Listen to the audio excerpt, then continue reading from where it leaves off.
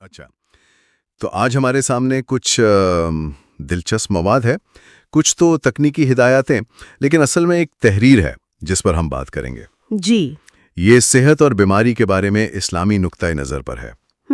عام طور پر تو ہم یہی سمجھتے ہیں کہ صحت نعمت ہے، بیماری آزمائش، لیکن اس تحریر میں ایک گہرائی ہے۔ اچھا، کس حوالے سے؟ وہ شفا یابی میں انسان کے اپنے کردار، اس کی سوچ، اس کی قوت ارادی کے بارے میں۔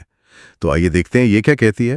بالکل، دیکھیں، تحریر کی شروعات ہی اس بات سے ہوتی ہے کہ صحت جو ہے وہ اللہ کی بہت بڑی نعمت ہے۔ جی، جیسے حدیث شریف میں بھی آتا ہے نا کہ 2 نعمتیں ہیں جن میں اکثر لوگ غفلت میں رہتے ہیں، صحت اور فراغت۔ صحیح، ہم قدر نہیں کرتے جب تک وہ ہو ہمارے پاس۔ بالکل، اور ایک اور جگہ نصیحت ہے کہ اپنی صحت کو بیماری سے پہلے غنیمت جانو۔ یعنی وقت ضائع نہ کریں۔ جی، یعنی اس صحت کو، اس وقت کو اچھے کاموں میں، نیکیوں میں استعمال کریں۔ اور یہ صرف سوچنے کی بات نہیں، تحریر میں عملی اقدامات کا بھی ذکر ہے نا، صحت کی حفاظت کے لیے۔ ہاں جی، بالکل، صرف دعا پہ نہیں بیٹھ جانا، علاج کرانا، صفائی کا خیال رکھنا، پرہیز کرنا، ورزش۔ قرآن کریم کی وہ آیت بھی تو ہے کہ اپنے آپ کو ہلاکت میں مت ڈالو، شاید اس کا اطلاق یہاں بھی ہوتا ہے۔ یقیناً، اپنی صحت کا خیال رکھنا بھی اسی میں شامل ہے۔ اچھا، پھر دوسری طرف بیماری کی بات آتی ہے۔ جی، آزمائش والا پہلو۔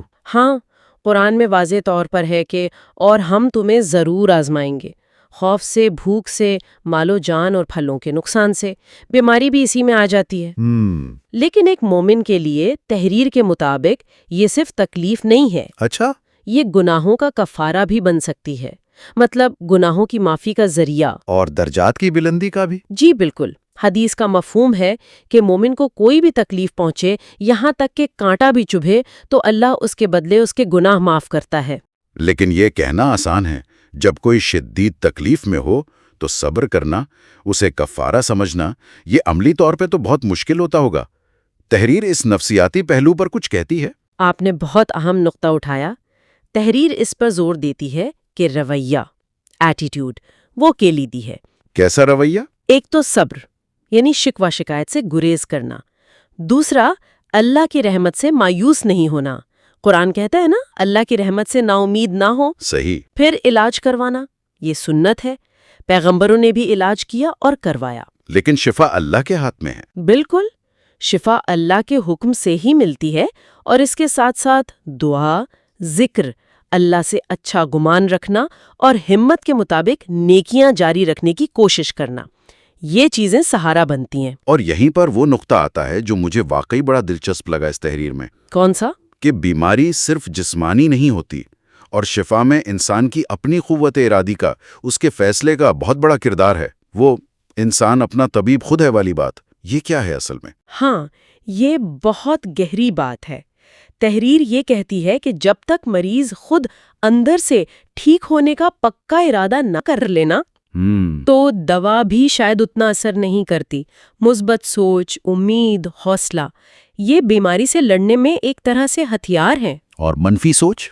بالکل اس کے برعکس، اگر کوئی مایوس ہو جائے، نا امید ہو جائے، ہمت ہار بیٹھے، تو بسا اوقات چھوٹی سی بیماری بھی بڑی لگنے لگتی ہے اور ٹھیک ہونا مشکل ہو جاتا ہے۔ کیا تحریر میں کچھ مثالیں بھی دی گئی ہیں اس حوالے سے؟ جی ہاں، اشارے ملتے ہیں کہ کیسے بعض اوقات وہ مریض جنہیں ڈاکٹرز نے بھی جواب دے دیا ہوتا ہے، وہ اپنی جینے کی شدید خواہش، مضبوط ارادے اور مثبت رویے کی وجہ سے ٹھیک ہو گئے۔ اور اس کے الٹ بھی؟ جی، اور دوسری طرف یہ بھی کہ معمولی تکلیف میں مبتلا لوگ اگر مایوسی کا شکار ہو جائیں تو ان کی حالت بگڑ جاتی ہے۔ تو گویا شفا کی طرف پہلا قدم انسان کا اپنا ارادہ ہے۔ بالکل، اپنا فیصلہ، جینے کا اور بہتر جینے کا ارادہ۔ تو یہ تو وہی بات ہوئی جسے آج کل medical science mind body connection کہتی ہے۔ آپ کہہ سکتے ہیں یہ صدیوں پرانی حکمت ہے جو اس تعلق کی نشاندہی کر رہی ہے کہ ہماری سوچ، ہمارے جذبات، ہمارے جسمانی صحت پر اثر ڈالتے ہیں۔ بالکل، تو خلاصے کلام یہ ہے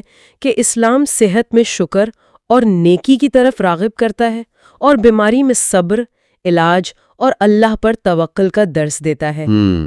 لیکن اس سب کے ساتھ تحریر کا ایک مرکزی پیغام یہ بھی ہے کہ انسان کی اپنی ہمت، اس کا عزم، اس کی مثبت سوچ اور شفا پر اس کا یقین، یہ چیزیں صحت یابی کے پورے عمل میں بہت اہم ہے۔ اور یہ واقعی غور طلب بات ہے کہ یہ قدیم دانش آج کے دور میں بھی کتنی متعلقہ ہے۔ کیا ہم واقعی اپنی اس اندرونی طاقت کو، اپنی قوت ارادی کو جو ہماری صحت پر اثر انداز ہو سکتی ہے، اسے پوری طرح سمجھتے ہیں یا استعمال کرتے ہیں؟ سوچنے کی بات ہے۔